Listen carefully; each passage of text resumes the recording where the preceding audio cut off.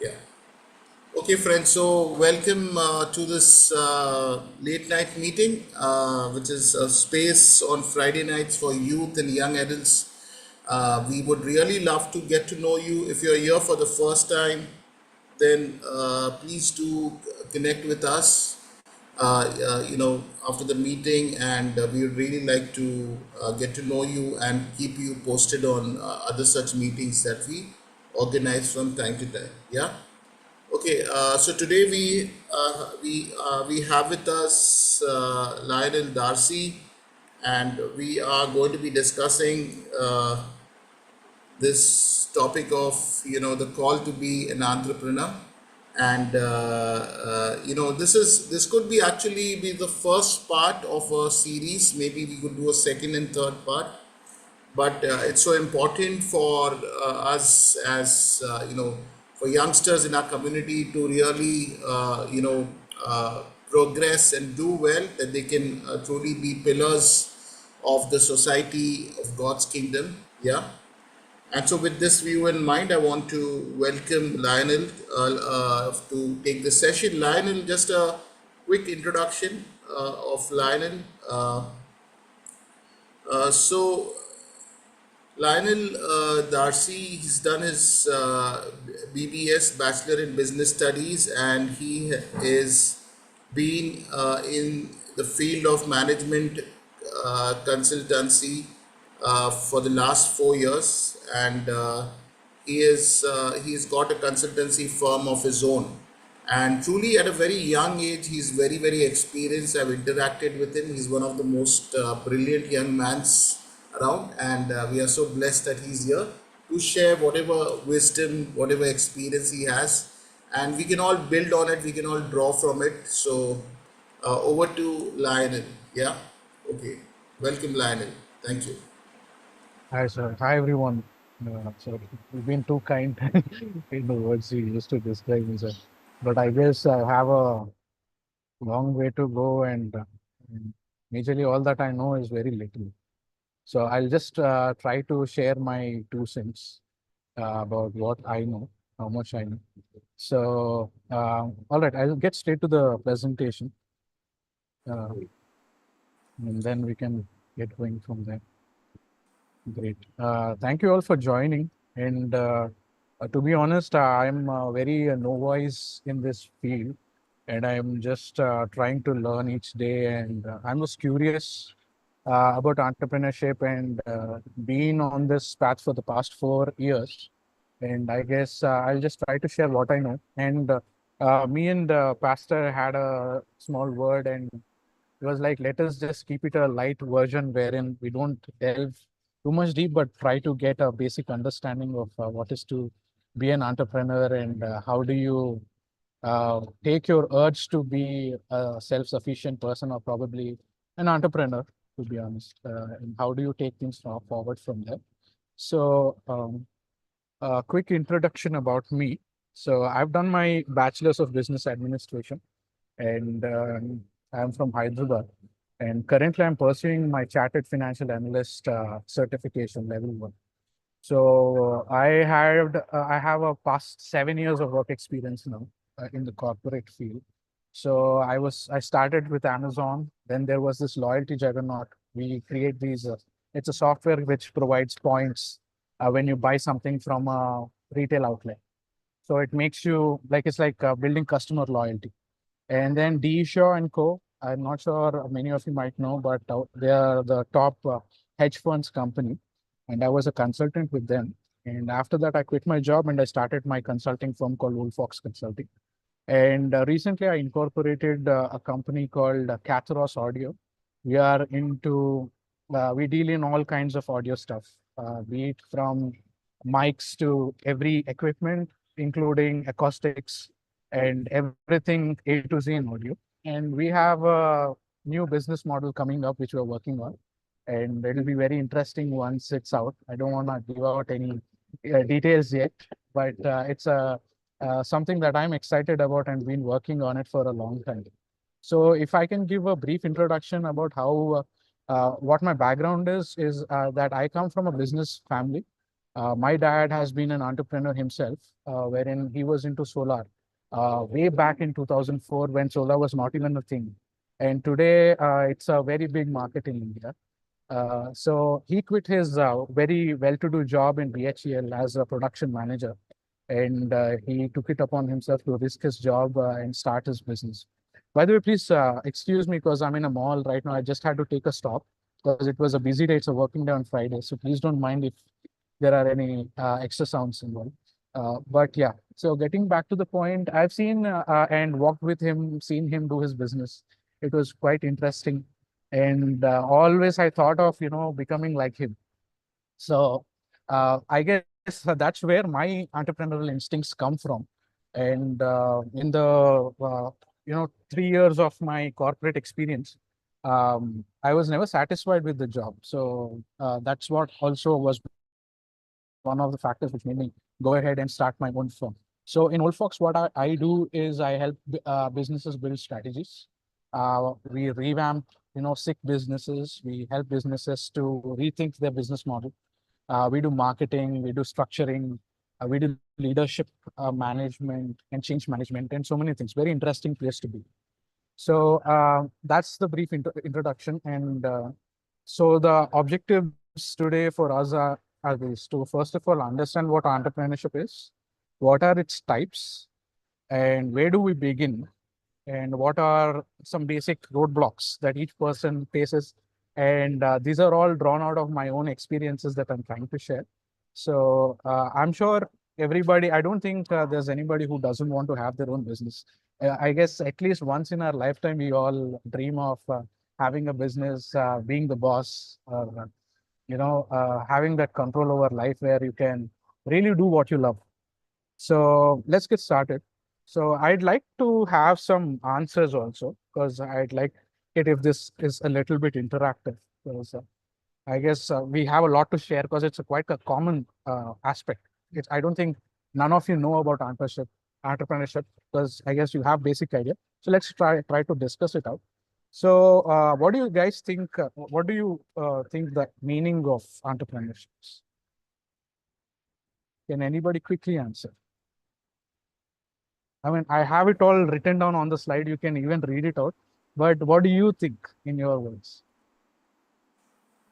Anyone? How would you define entrepreneurship? Maybe in your own words, your own idea. Anyone? You could put it on the chat or just unmute and answer. We are all friends here. Anyone? Well, I'm Yes. not sure. Probably Start. there are some Yeah, entrepreneurs. Vimla is answering. Yeah. Sure, Go ahead, sure. Vimla. Go on. Yeah, we just want to start our own business wherein we want to put up our ideas Mhm, and turn out to be a business. mhm. Okay, Just like the that's a good explanation. solutions we are getting for the problems. Perfect. Amazing. Amazing. Anybody else? Yeah, I think on the chat. The generation of employment and resources with a great idea to carve a new path. Yes, excellent. Well put together. Yeah. So anybody else? Anyone else? Okay, I think we can move on. All right, we can move on. Good. So, so I learned this from my dad. He used to like etymology and word origins, gives more idea on where the words are coming from that we regularly use and we really don't know where they came from. Entrepreneurship is actually a French word, and it means to do something or to undertake. So undertake, I mean, the word defines a lot of ownership in it, in that sense, right?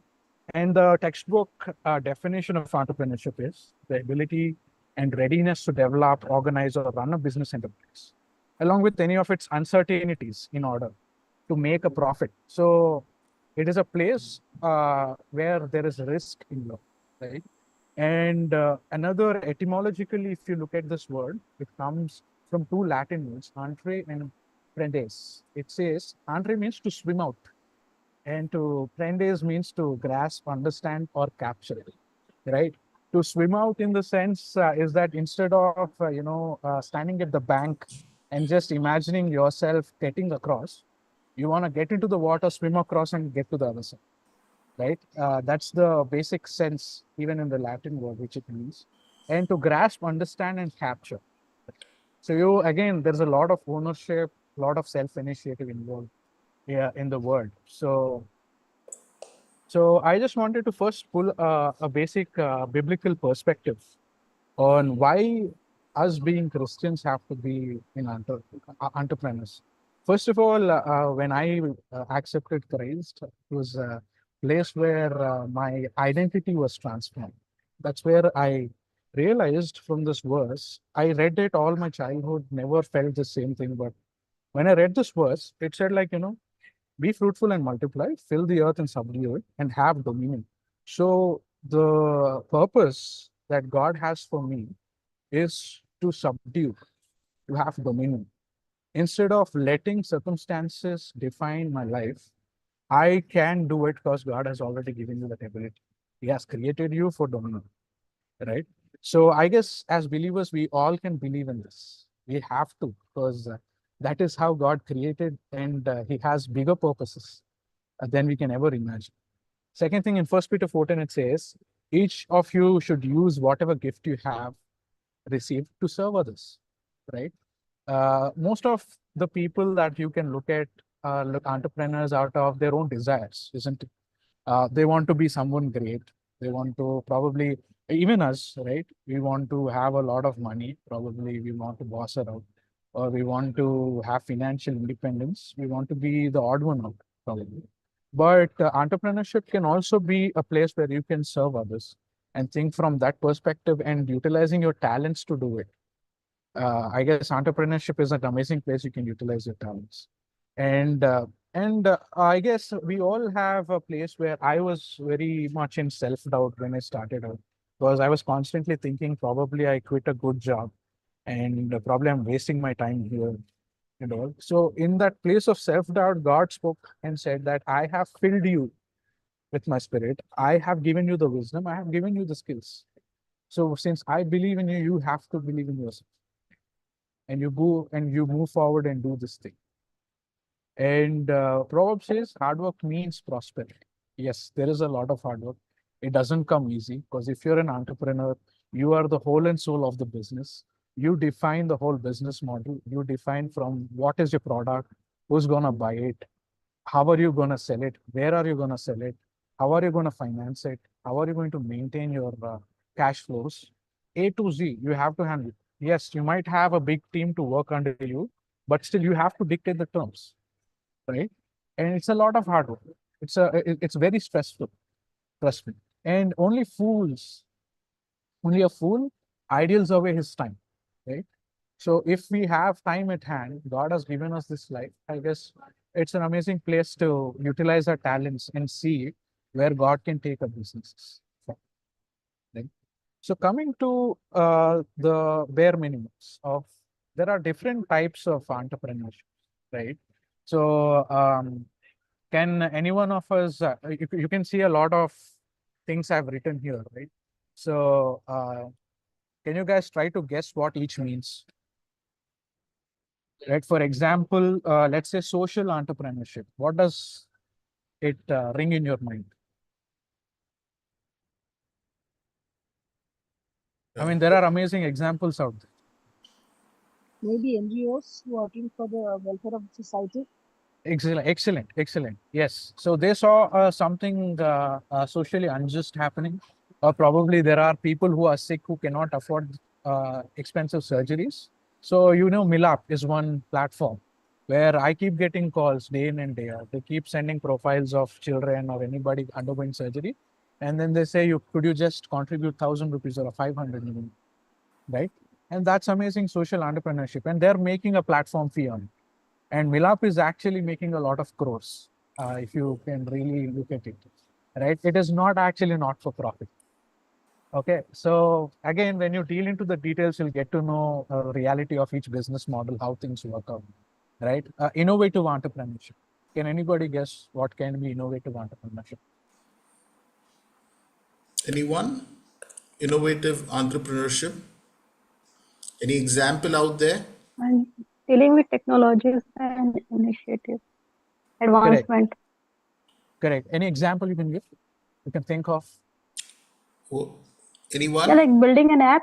An app. No. Any example out there right Yeah, now? building an app, but there are multiple apps, right? There are also non-innovative apps, isn't it?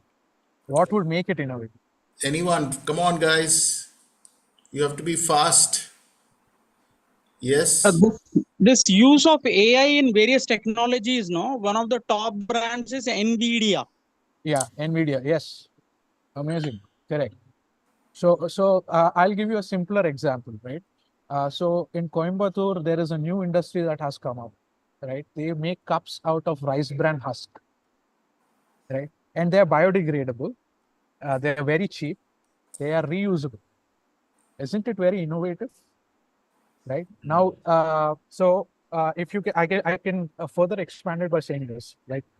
Going forward, all companies are going to be pushed to follow some ecological norms, compliances, right? And this business is already compliant. Right now, the Indian government has not brought up any rules for the pollution that each company is producing. But tomorrow, this company would have that advantage in the market. Isn't it furthermore innovative, right? And then there is hustler, right? Hustling in the sense right now I am doing it. I'm running my consulting firm and I'm also into cathode solid, right? So I'm building a brand slowly, isn't it? I have two other business models that I'm working on. So I'm constantly hustling. I'm pulling out 2-3 hours every day and working on it on the sidelines. So you constantly hustle. Hustling doesn't have to be anything unique per se, isn't it? Like, for example, there are people who work in a full-time job and they also sell insurance policies on the side, right? Some people sell some like protein powders, right? They make commissions out of these things, right? It's very innovative because it's pulling in a lot of extra money for you. You're making big time commissions and you can reinvest or probably start your own business in the future, save up, or it might cut down your costs of living costs, etc.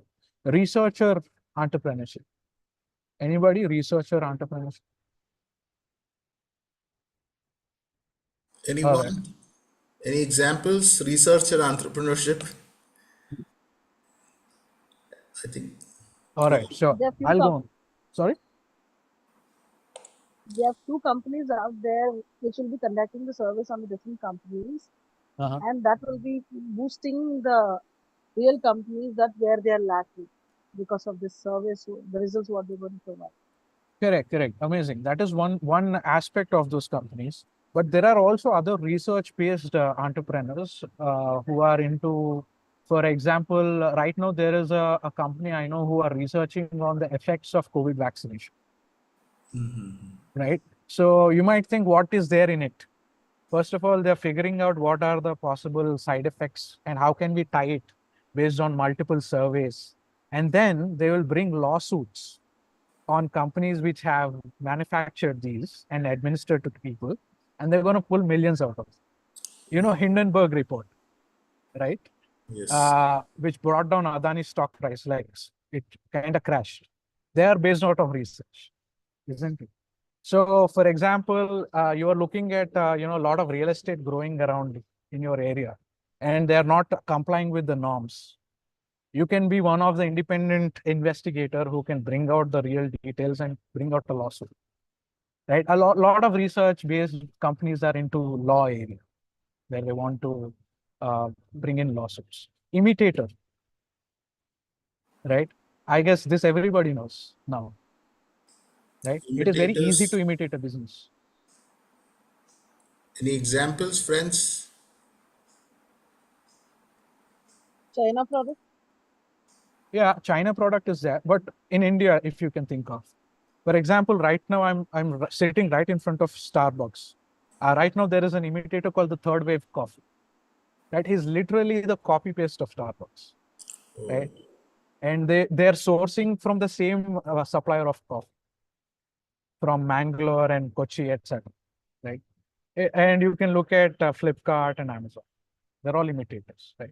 It's easy to imitate. For example, I don't know if you guys, all of you know, it's also possible for you to build a business individually on Amazon. You can become an Amazon seller.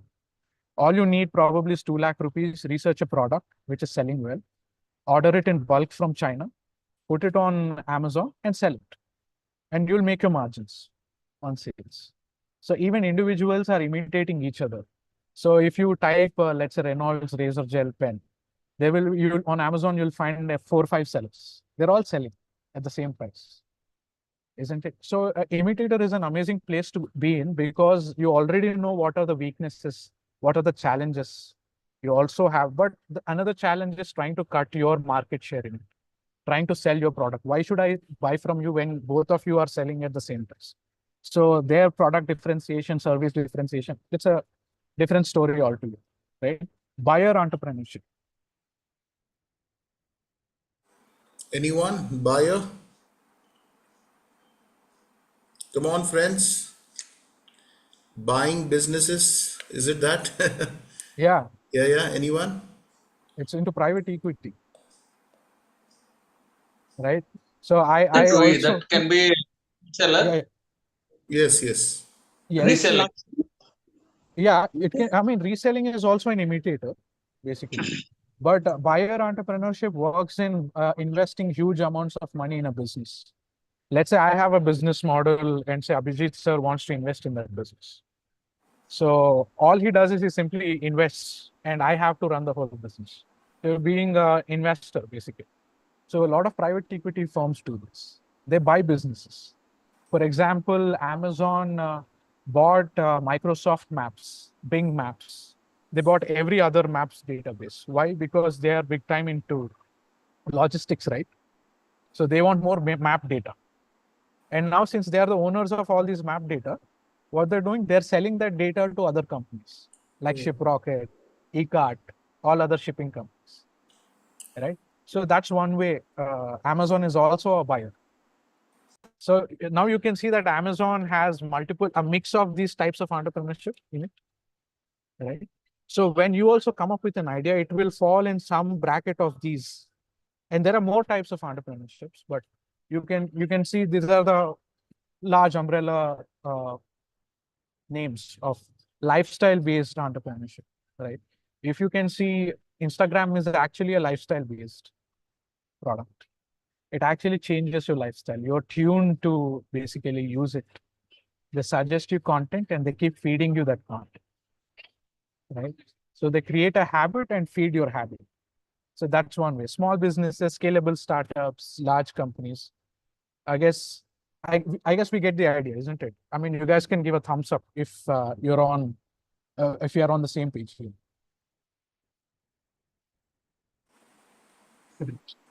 All right. So What now, is hustler, Lionel? Hustler? so hustling is a place where if you are, let's say, you're not really rich and you have limited resources, financial resources, most people are hustlers who tend to build a constant flow of income, right, from a job, let's say, right? And their goal is not to actually scale in the job, but to have a side business, right? So hustlers can be both ways. They want to maintain that job forever and do side businesses. And for example, I know a guy, he works in the IT, probably earns 5 lakhs per month. So he simply invested in a franchisee of an ice cream parlor, right? He just set it up and then it's running, isn't it? And then there are other hustlers who tend to put out their weekends. They'll get into one particular product. They'll go out into the market on weekends when they have a week off. They go and sell this to make some extra money. Got it. Yeah. So once you understand the types of businesses that you can get into, here are the core questions, isn't it? Everybody might be having this in your head that am I built for this, right? Correct me if I'm wrong.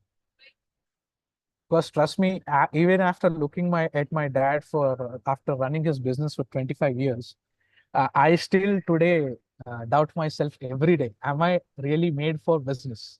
Because when I spoke to my mom comes from a very stable family, as in, her father was a government servant. So she has that stability mindset. And the moment she married my dad, it was completely opposite, right? So business is very risky, stressful. People will sometimes not give you your payments on time. Some people also will default to your payments. Sometimes you tend to just take up some projects without any profit left for you in it.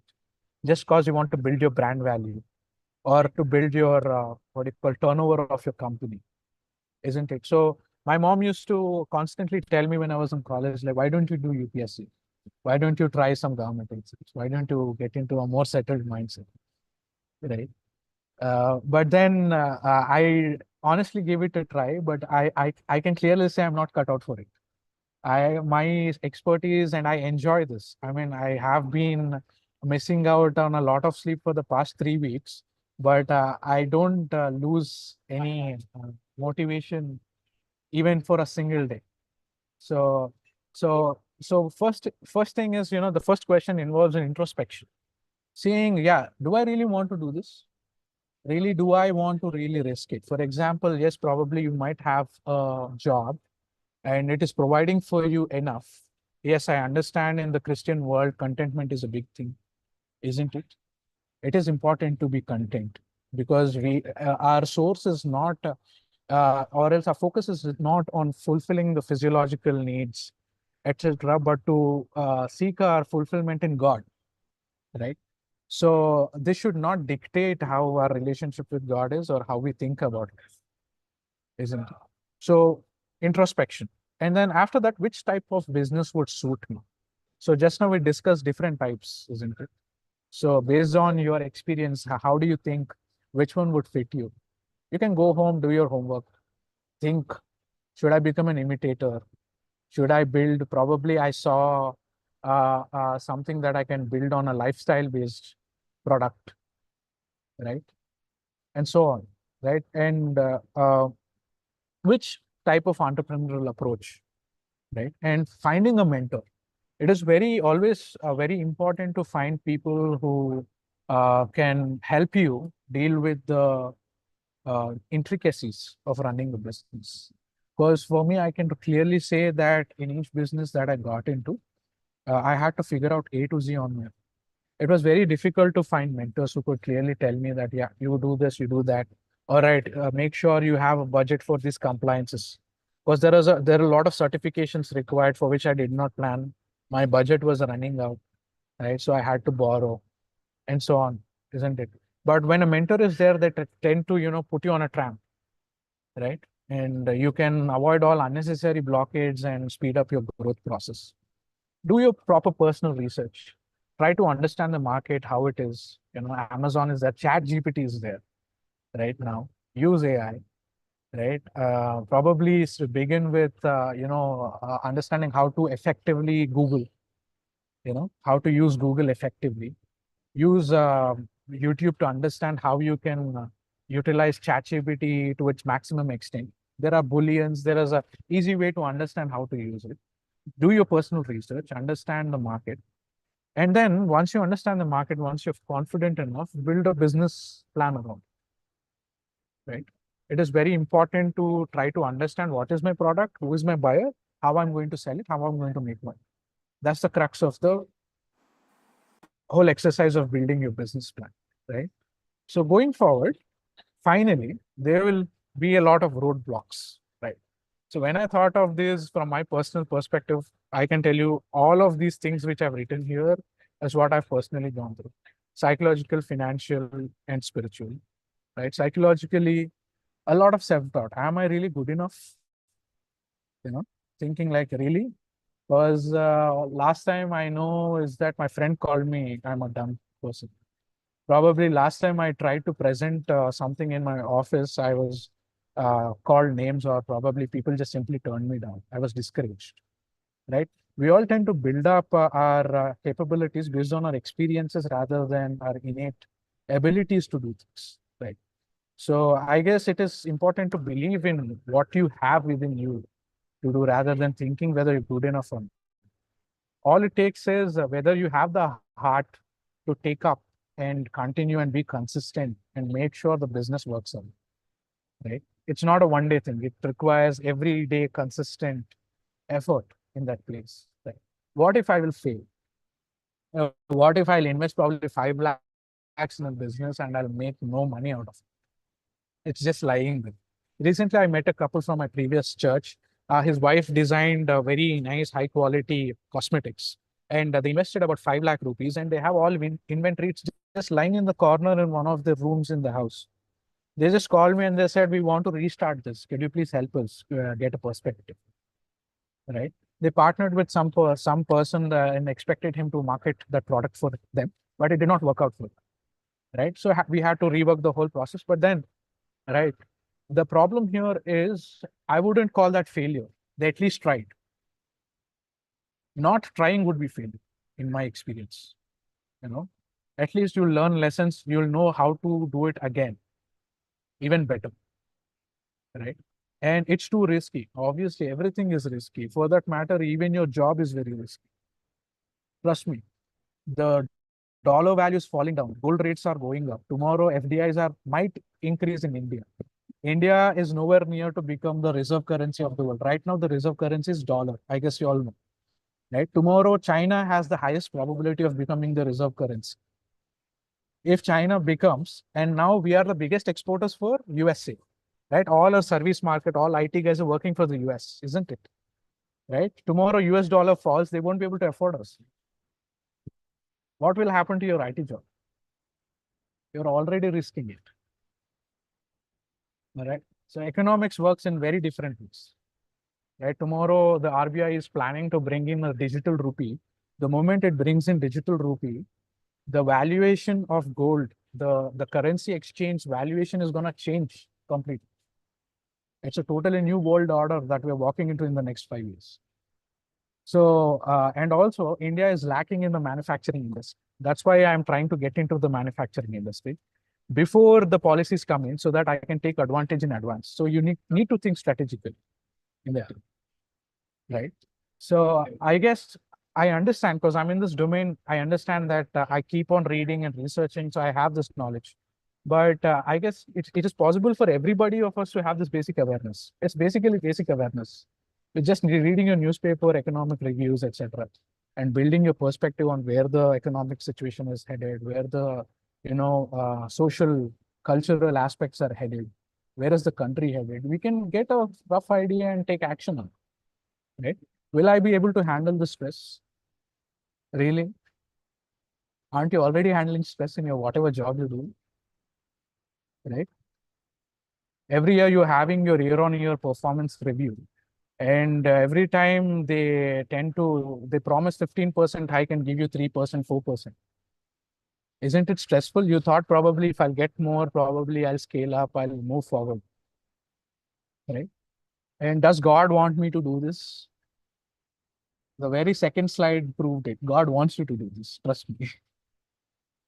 The whole thing is, it depends on what kind of purpose God is leading you towards, right?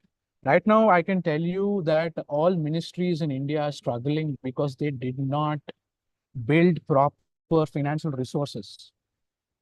99% of the big ministries in India are dependent on foreign funding. The West is funding our ministry.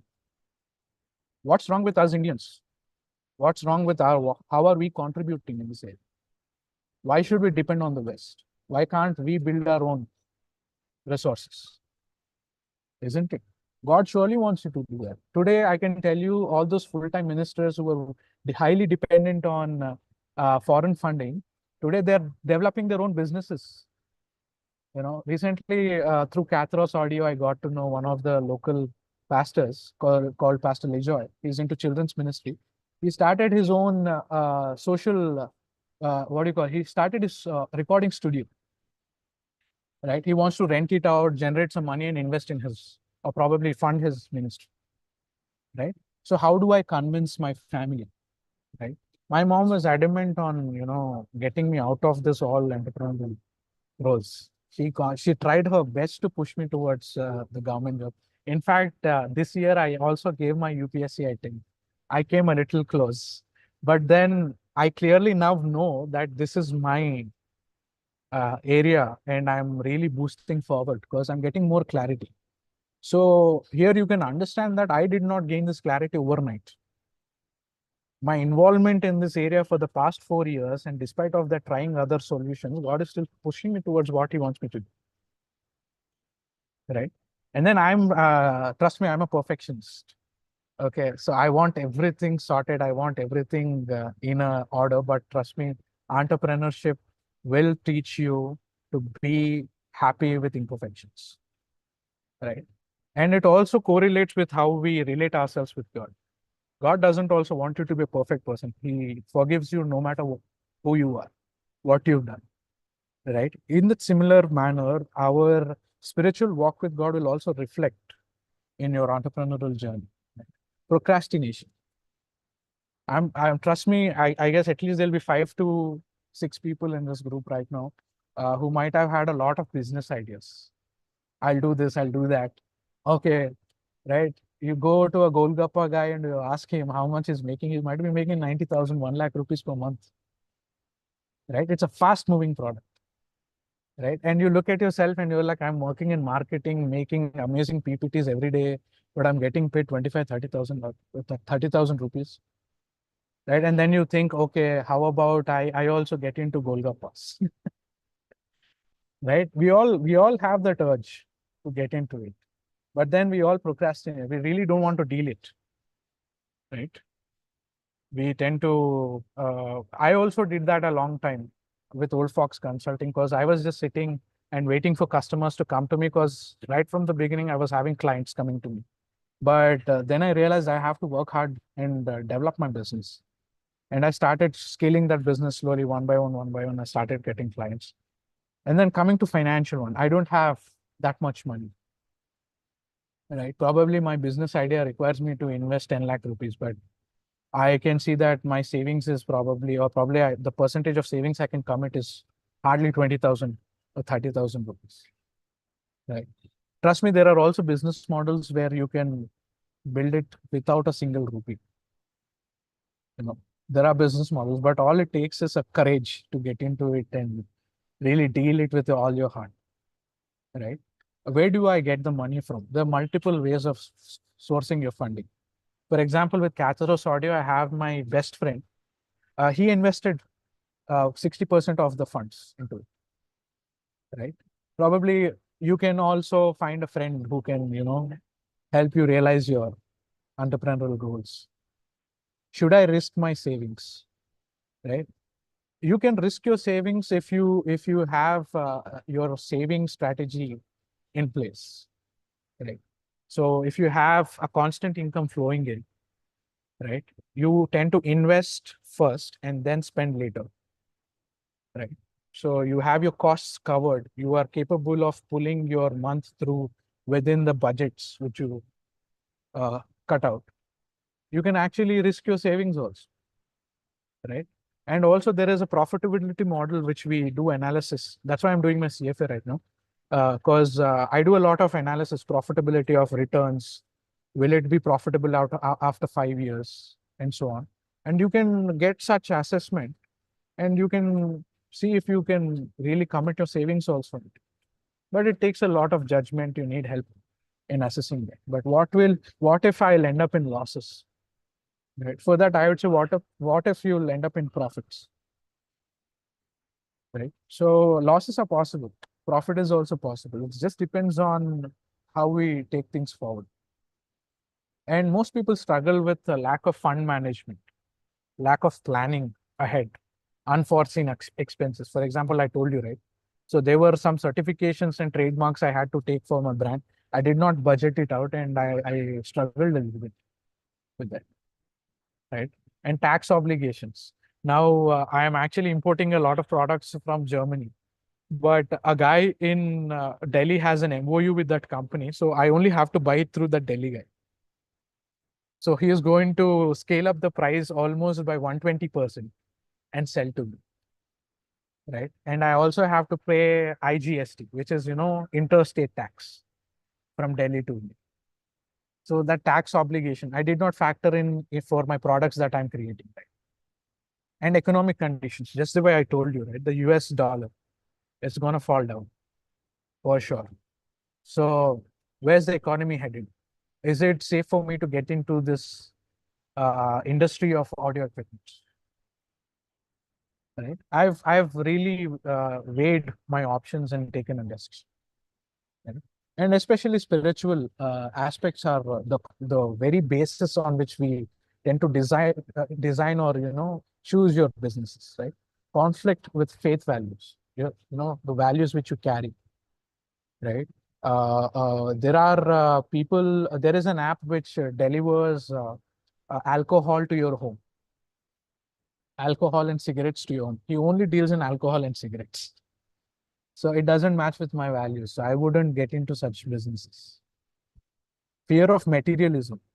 Suddenly, when we end up making proper money and you have proper cash flows flowing in your business, you can see. I'm trust me. People tell me that you spend a lot, or probably why do you need a MacBook, right? I mean, I bought this because it is really helpful to me to perform my jobs better. I have high utility in this. I do my work on this. I record my music on this. Right. I do my presentations on this, and it's been running for the past 4 years nonstop every day. Right. So I guess I almost got the investment that I put in this out of it. Right. And then balancing work and worship.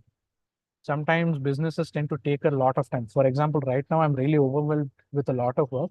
So I just took a short break from leading worship in my church. Right. So I'm trying to work on that aspect. How do I balance it out? How do I draw that boundary to maintain my business and my relationship with God and worship? Right.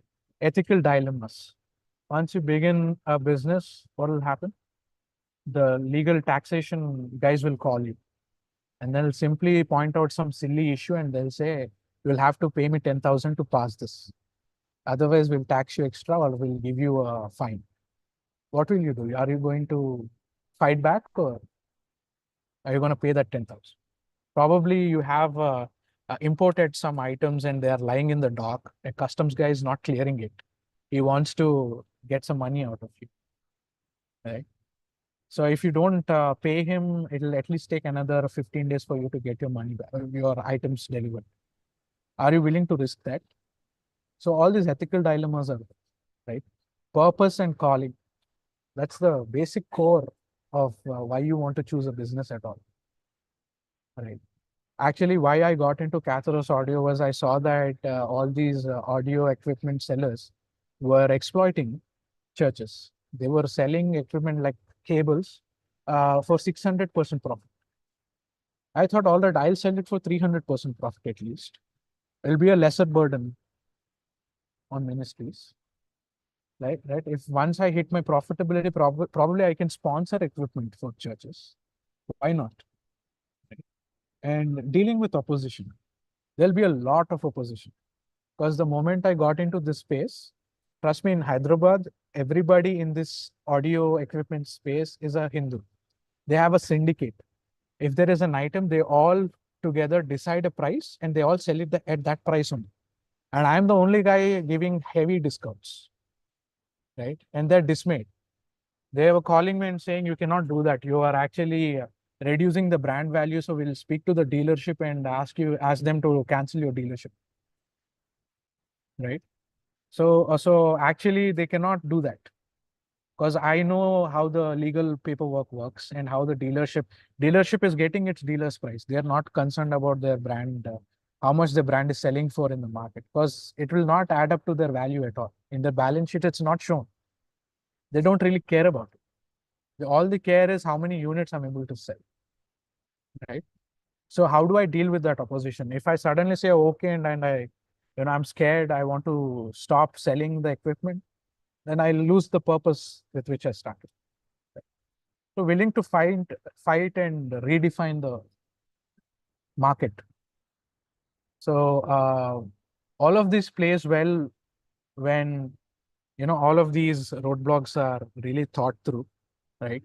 Right now, you can also think through these things and probably figure out what you really want to do, how you want to take things forward. So this was a little brief, introduction on entrepreneurship that I wanted to give, and also was what discussed. So thank you so much. And if you guys have any questions, I can take it up. Thank you, Lionel. Can we stop the screen share? Yes, yes, sir. Yeah. Okay, so now we will head into time of Q&A, and we'll start another segment